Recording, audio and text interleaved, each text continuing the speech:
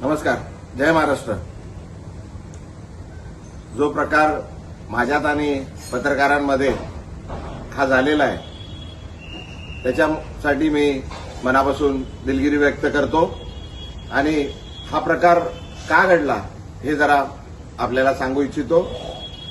ज्या दिवसापासून मी शिवसेनेत प्रवेश केलाय त्या दिवसापासून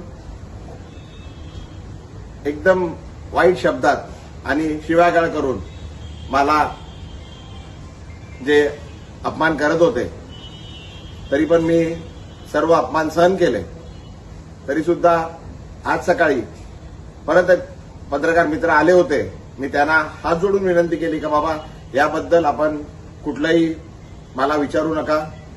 जे मला काय बोलायचं होतं ते मी सर्व बोलून झालेलं आहे. आता कृपा करून काय बोलू नका. मी हात जोडून त्यांना विनंती केली. वारंवार मी सांगत आलेलो आहे का बाबा हे सर्व प्रकार हा माझा आहे. मला आपण जे शिव्या देतात आहे ठीक आहे, पण माझ्या परिवाराला, माझ्या मुलीला, माझ्या पत्नीला, माझ्या वडिलांना, माझ्या परिवाराला आपण जे वाईट बोलताय, शिव्या देतात आहे त्यापासून त्यांना जरा लांब ठेवा असं मी त्यांना वारंवार विनंती करत आलोय. तरी सुद्धा आज सकाळी पण पुन्हा एकदा माझ्या पत्नीबद्दल, माझ्या वडिलांबद्दल वाईट शब्द, वाईट गोष्टी सांगण्यात आल्या, खोट्या गोष्टी सांगण्यात आल्या आणि तरी ते पत्रकार त्याच गोष्टी परत विचारण्याकरता आल्या. माझ्याकडून त्यांना विनंती करण्यात आली पण त्यांनी न थांबता ते चालू राहिलं. त्याच्यात जरा वाद जरा जास्त झाला. माझ्याकडून चुकीने काहीतरी अपशब्द निघाले.